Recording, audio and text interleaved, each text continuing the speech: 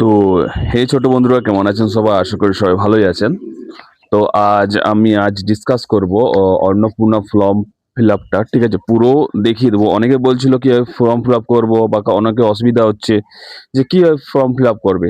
অনেকে আমার কাছে আসছে, তো আমি পুরোটা A to Z হাতে কলমে আপনাকে বুঝিয়ে দেবো কি কিভাবে ফর্মটা ভরবেন। ঠিক আছে, তো চলুন ভিডিওটা শুরু করি। আমার সাথে আসুন আর শেষ পর্যন্ত দূরে থাকুন। ঠিক আছে, চলুন। তো এখানে প্রথমে দেখাচ্ছে যে পরিবারের প্রধানের নাম, হেড অফ ফ্যামিলি যে আছে, মানে যিনি হেড অফ ফ্যামিলি পরিবারের মধ্যে, তার এখানে পুরো নামটা লিখতে হবে। ঠিক আছে, আর আধার কার্ড অনুযায়ী নামটা লিখতে হবে। আধার কার্ডে যা লেখা আছে সেটাও লিখতে হবে। ঠিক আছে, ভুল হলে চলবে না। এরপর আছে জন্ম তারিখ। এর কাকে দিতে? হেড অফ ফ্যামিলি যে জন্ম তারিখ, এখানে দিন মাস বছর অনুযায়ী দিতে হবে। ঠিক আছে, তারপর পরিবারে প্রধানের লিঙ্গ, যে তিনি পুরুষ না মহিলা, তো দিতে হবে এখানে, টিক করতে হবে এই জায়গাগুলো। ঠিক আছে, তারপর পরিবারে প্রধানের আধার নম্বর, তো আধার নম্বর যদি থাকে তাহলে এখানে আধার নম্বরটা বসিয়ে দেবেন। হুম। ডিজিটাল রেশন কার্ডে পারিবারিক আইডি যদি থাকে, যদি একটা ডিজিটাল আইডি পাওয়া যায়, তো আমি অন্য ভিডিও দেখাবো কি করে ডিজিটাল আইডি পাবেন। কিন্তু যদি থাকে, যদি থাকলেও দিতে পারেন, নাও দিতে পারেন, এটা কোনো ম্যান্ডেটারি নয়, তো এখানে না দিলেও চলবে। পরিবারের সদস্য সংখ্যা, তো পরিবারের সদস্য সংখ্যা কত? যদি আপনার পরিবারে 5 জন থাকে, 6 জন থাকে, 7 জন থাকে, 4 জন থাকে, তো এখানে 0 4 বসিয়ে দেবেন, 0 3 বসিয়ে দেবেন। ঠিক আছে, শুধুমাত্র সংখ্যায় বসাবেন, লিখবেন না কিন্তু যে 4 জন আছে। ঠিক আছে, তারপর ঠিকানা, পুরো ঠিকানা লিখবেন। যেমন এখানে লিখবেন ভিলেজ, কত, এত, পোস্ট কি, ডিস্ট কি, পিন নম্বর কি। ঠিক আছে, তো এখানে আপনি লিখে দিতে পারেন স্থায়ী যে ঠিকানা যে থাকেন, যেখানে বর্তমানে থাকছেন। এরপর যোগাযোগ নম্বর, যেখানে লেখা বিশেষত পরিবারের প্রধানের আধার নম্বর সংযুক্ত মোবাইল। যদি আধার নম্বরের সাথে পরিবারের সংযুক্ত মোবাইল থাকে তাহলে আপনি দেবেন, অথবা না থাকলে কোনো একটা ইমার্জেন্সি নম্বর থাকেন সেটা দিবেন, যেখানে যোগাযোগ করা যায়। ঠিক আছে, তারপর নাম, জন্ম, লিঙ্গ, তারিখ, লিঙ্গ, পরিবারের প্রধানের সঙ্গে সম্পর্ক, আধার নম্বর, পরিবারের সকল সদস্যের। এখানে আছে পরিবারের যে আধার নম্বর সেটা দিতে হবে। যেমন পরিবার প্রধানে, হেড অফ ফ্যামিলি। ঠিক আছে, হেড অফ ফ্যামিলি তো আধার কার্ড এখানে দিয়ে দিয়েছেন, তো এখন লাগবে না এটা। এবার এখানে কি বলেছেন? অন্নপূর্ণা যোজনার জন্য আবেদন করা হচ্ছে, মানে পরিবার প্রধান কি আবেদন করছেন? যদি পুরুষ হয়ে থাকে তাহলে এখানে টিক দেবেন না। যদি মহিলা হয়ে থাকে আর যদি লক্ষ্মী ভান্ডার পেয়ে থাকেন, তো অন্নপূর্ণা করতে, তাহলে এখানে হ্যাঁ দেবেন। ঠিক আছে, আর যদি না থাকে তাহলে কোনো দেবার দরকার নেই, এটা খালি রেখে দেবেন। সদস্য সংখ্যা, এবার যিনি অন্নপূর্ণা ভান্ডারের জন্য মানে দিচ্ছেন, যদি সদস্য সংখ্যা পায়, যদি একবার যদি যদি পুরুষ হয় এবং তার যিনি স্ত্রী হন, সে যদি পায় তাহলে এখানে নাম, সদস্য সংখ্যা, নাম লিখে দেবেন, জন্ম তারিখটা লিখে দেবেন, লিঙ্গটা লিখে দেবেন। এরপর পরিবারের প্রধান সঙ্গে সম্পর্ক, যদি পরিবার প্রধান পুরুষ হয়, যদি স্ত্রী হয় তাহলে এখানে স্ত্রী, ওয়াইফ লিখে দেবেন, WIFE, ওয়াইফ লিখে দেবেন, এবং তার আধার নম্বরটা এখানে লিখে দেবেন। ঠিক আছে, এবার কি হচ্ছে, যদি পায় তাহলে, যিনি এলিজিবল, তাহলে হ্যাঁ লিখে দেবেন। ঠিক আছে, এবার সদস্য সংখ্যা, যদি বাকি যে সদস্য সংখ্যা থাকে, যদি কার ছেলে থাকে, সাপোজ ধরুন ইনি হলেন পরিবার হেড অফ ফ্যামিলি, তার স্ত্রী হলেন, তার যদি ছেলে থাকে ছেলের নাম লিখে দেবেন, নাম, তার নম্বর, তারিখ, লিঙ্গ লিখে দেবেন। ঠিক আছে, তো ইনি যদি না পান, ছেলে যদি না পান, তাহলে হ্যাঁ এখানে টিক করার দরকার নেই, খালি লিখে দেবেন এটা। ঠিক আছে, যদি আরো যদি সদস্য থাকে, যদি তার মেয়ে থাকে বা থাকে, তো লিখে দেবেন, তো হ্যাঁ লিখবার দরকার নেই যদি লক্ষ্মী মানে এলিজিবল নয়। আর যদি এলিজিবল থাকে তাহলে হ্যাঁ লিখতে পারেন। মানে একটা ফর্মে 2 3টা লক্ষ্মী ভান্ডার ভরা যায়, এই অন্নপূর্ণা ভান্ডারে এলিজিবল করতে পারেন। ঠিক আছে, এবার পরিবারের প্রধানে এবং পরিবারের সকল প্রাপ্তবয়স্ক সদস্য ব্যাংক অ্যাকাউন্ট, নগদ অর্থ হস্তান্তরের জন্য, মানে ব্যাংক অ্যাকাউন্ট চাইছে, মানে পরিবার যতজন, যেমন হেড অফ ফ্যামিলি যদি ব্যাংক অ্যাকাউন্ট থাকে তাহলে এখানে দেবেন bank account, account number, IFSC code. ঠিক আছে, ব্যাংক অ্যাকাউন্ট হলো ব্যাংকের যে কি ব্যাংক, এটা যে পাঞ্জাব ন্যাশনাল, PNB শর্টকাটে লিখে দেবেন। ব্যাংকের অ্যাকাউন্ট নম্বর, আইএফএসসি কোড হয়, ইন্ডিয়ান ফাইনাল যে কোডটা, সিস্টেম কোডটা, সেটা দেবেন। যদি বাকিদেরও যতজনকে দিয়েছেন তার ততজনকে দিয়ে দিবেন। ঠিক আছে, দেখুন যদি চাই ডিবিটি ক্রেডিটের জন্য আধার লিঙ্ক যুক্ত ব্যাংক পাওয়া যায়, ডিবিটি ক্রেডিট থাকে সেই ব্যাংকগুলো দিবেন।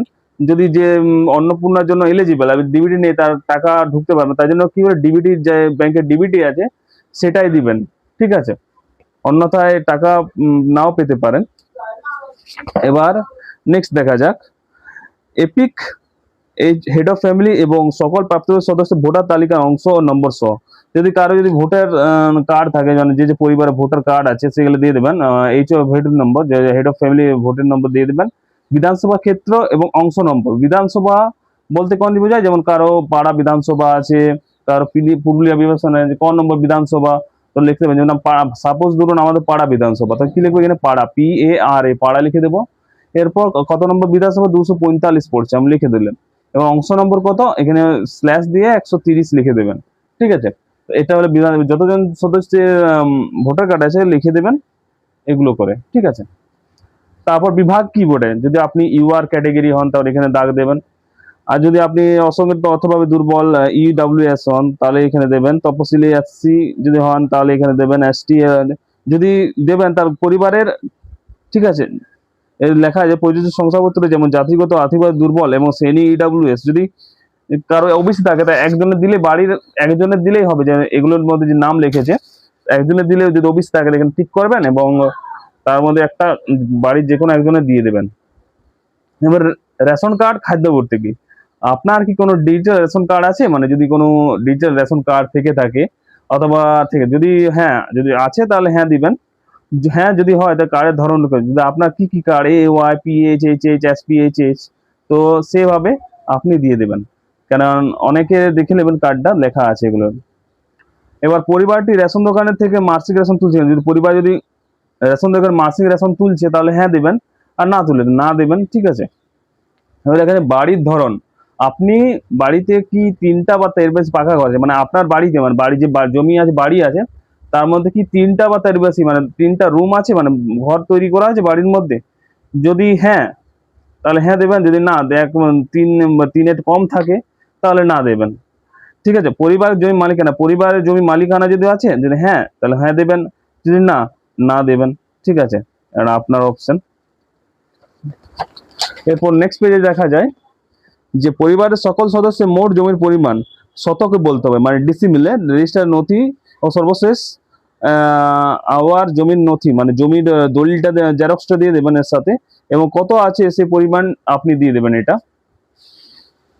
যানবাহন, আপনি কি পরিবারের কোনো সদস্য কি অবাণিজ্যিক মোটর চালিত 4 চাকা, মানে 4 চাকা গাড়ি আছে, যদি বলে হ্যাঁ তাহলে হ্যাঁ, যদি না তাহলে কোনো দেওয়ার দরকার নেই। আর যদি হ্যাঁ থাকে তাহলে উল্লেখ করবেন গাড়ি রেজিস্ট্রেশন নম্বর, কি গাড়ি আছে, কতগুলো গাড়ি আছে। ঠিক আছে, যেমন গাড়ি, জিপ, ট্রাক্টর অন্তর্ভুক্ত করুন যদি হ্যাঁ হয়। ঠিক আছে, মডেল কি। এটা পরিবার সদস্যের স্বাস্থ্য বীমা, যদি স্বাস্থ্য বীমা অনেকের থাকতে পারে, যেমন কারো সরকারি, যদি হ্যাঁ, যেমন কারো না, কিন্তু হ্যাঁ যদি হয় যে স্বাস্থ্য সাথী, তাই এখানে হ্যাঁ টিক দিবেন।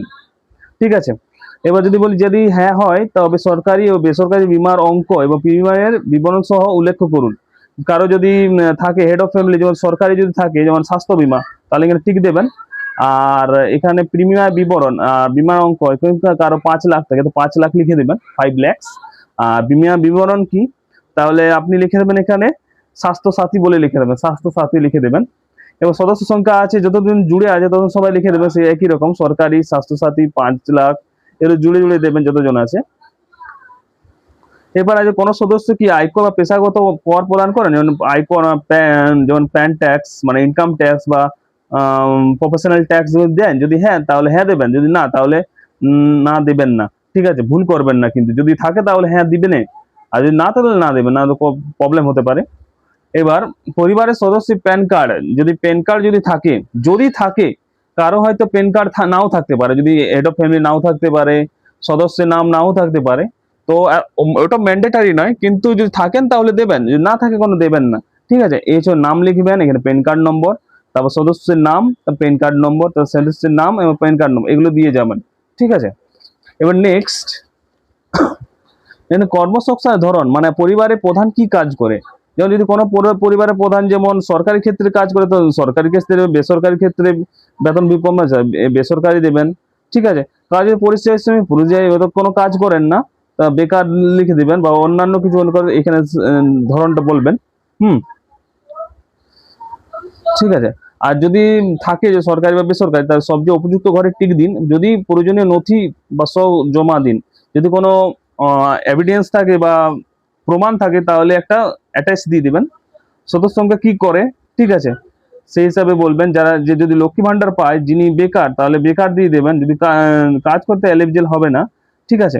সদস্য সংখ্যা 2 3 এভাবে করে করতে যাবেন। হুম, খুব ইজি প্রসেস। তারপর দেখিয়ে দিচ্ছি। হুম, এগুলো তো আছে। তারপরে পরিবারের শিক্ষিত প্রাপ্তবয়স্ক সদস্যের সংখ্যা এবং প্রাপ্তবয়স্ক অশিক্ষিত সদস্যের সংখ্যা। শিক্ষিত প্রাপ্তবয়স্ক সদস্য, অশিক্ষিত, ঠিক আছে। এবার পরিবার প্রধান কতটা শিক্ষিত, শিক্ষিত না অশিক্ষিত। যদি শিক্ষিত হয় তাহলে বিবরণ যেমন যেমন 8 pass, 10 pass, 12 pass, HS pass, graduation pass, তো আপনি দিয়ে দেবেন। যদি পাস হয়, শিক্ষিত হয়, শিক্ষিত জায়গায় টিক দেবেন, অশিক্ষিত অশিক্ষিত জায়গায় টিক দেবেন। তারপরে সদস্য সংখ্যা 1, যদি শিক্ষিত হয় তাহলে শিক্ষিত লিখবেন, অশিক্ষিত অশিক্ষিত হলে কোনো দেবার দরকার নেই। হুম, টিক, শুধু টিক দিয়ে দেবেন। সদস্য সংখ্যা 2, এবারে শিক্ষিত না অশিক্ষিত। যদি শিক্ষিত হয় তাহলে দেবেন, যোগ্যতাটা দেবেন এখানে। এভাবে করতে যাবেন যতজন আছে।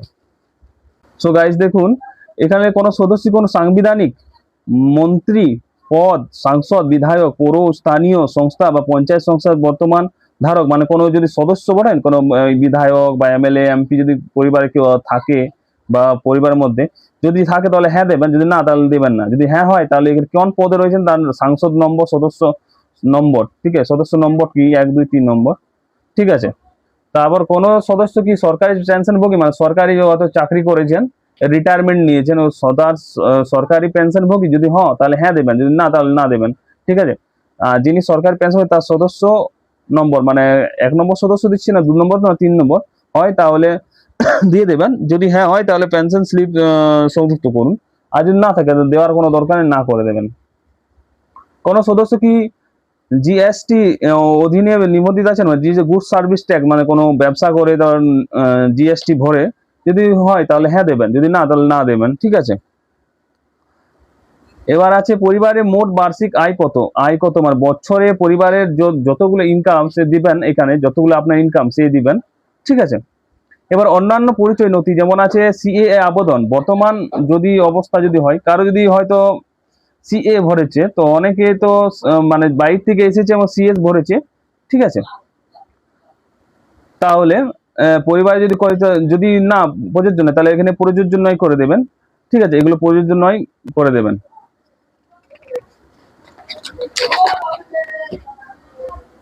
তারপর আছে কিষাণ ক্রেডিট বা কিছু থাকে, যদি অন্যান্য Kisan credit, KCC Kisan credit card, ARD KCC ARD শিল্পী ক্রেডিট কার্ড, যদি এগুলো থেকে থাকে স্টুডেন্ট ক্রেডিট, তাহলে দেবেন কত নম্বর সদস্য পায়, কি নম্বর সদস্য আর থাকে তাহলে দেবেন, না থাকে তাহলে তো কোনো দেবার দরকার নেই। যদি এসআইআর 2026-এ নাম বাদ পড়ে থাকে তবে মামলাটি ট্রাইব্যুনালে বিচারাধীন কিনা, মানে কেউ যদি এসআইআর নাম বাদ যায় কারো যদি, তাহলে আপনি হ্যাঁ যদি হয় তাহলে মামলা বিবরণ, যদি না তাহলে না দেবেন না। তাহলে কারো যদি এসআইআর নাম বাদ নাই তো এখানে নেবেন প্রযোজ্য নয়, ঠিক আছে। তাহলে এখানেও লিখে দেবেন যে প্রযোজ্য নয়, এগুলো এখন মানে এসআইআর নাম কারো বাদ পড়েনি তাহলে প্রযোজ্য নয়, ঠিক আছে। এবার বিদ্যালয়ে অধ্যয়নরত পরিবারের সকল শিশু বিবরণ, যদি আপনার কোনো শিশু যদি স্কুলে পড়ে তাহলে এখানে নাম লিখবেন, বিদ্যালয়ের নাম, শিশুর নাম, সদস্য কত, কোন সরকারি স্কুলে পড়ে বেসরকারি, তাহলে আপনি দেবেন। এবার অন্যান্য মাদ্রাসা বা কিছু দিবেন, ঠিক আছে। তো যদি যতজন শিশুদের নাম লিখবেন। এরপর নেক্সট দেখা যাক শিশুদের টিকাকরণের বর্তমান অবস্থা, মানে শিশুদের টিকা কোনো শিশু হয়েছে, ছোট শিশু টিকা আছে কিনা, তাহলে আপনি বিবরণ দেবেন। যদি হ্যাঁ, যদি টিকাকরণ শুরু হয়েছে তাহলে দেবেন, যদি হয়নি তাহলে দেবেন না, যদি হয়েছে তাহলে দেবেন। হ্যাঁ, যদি হ্যাঁ হয় তাহলে টিকাকরণ কার্ড আইডি, যদি না হয় তাহলে শেষ টিকা নেওয়ার তারিখ আর টিকা নেওয়ার, তো এখানে আইডি বা জেরক্স এখানে অ্যাটাচ করে দেবেন। এরপর আপনি কি কোনো সরকারি প্রকল্পের সুবিধা ডিবিটি লিঙ্কের মাধ্যমে পাচ্ছেন, এখানে ভালো করে পড়ুন যে আপনি কি কোনো সরকারি প্রকল্পের সুবিধা ডিবিটি লিঙ্ক, কোনো সরকারি প্রকল্প যেমন যুবসাথী প্রকল্প, অন্যান্য প্রকল্প আছে ডিবিটি লিঙ্কের মাধ্যমে পাচ্ছেন, তাহলে যদি পরিবারের প্রধান যদি পেয়ে থাকেন তাহলে হ্যাঁ নেবেন, আর না না নেবেন, ঠিক আছে।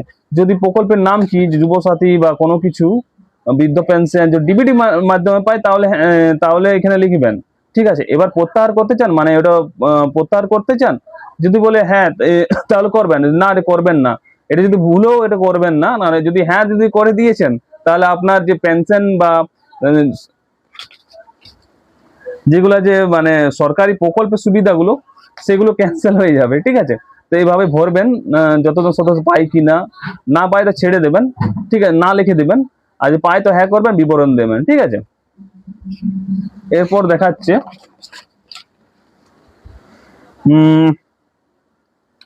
এবার আর কিছু ভরতে হবে না, বাদ দেওয়া হলো কারণ অপারেশন করতে পূরণীয়। এবার এগুলো সব অফিসার করে দেবে, ঠিক আছে, ফর্মটি যাচাই করে। আমি এই মর্মে ঘোষণা করছি যে ওপরে প্রদত্ত আমার জ্ঞান ও বিশ্বাস অনুযায়ী এগুলো অফিসার করবে। এরপর আপনাকে লাস্ট এটা ফর্ম ফিল আপ করতে হবে।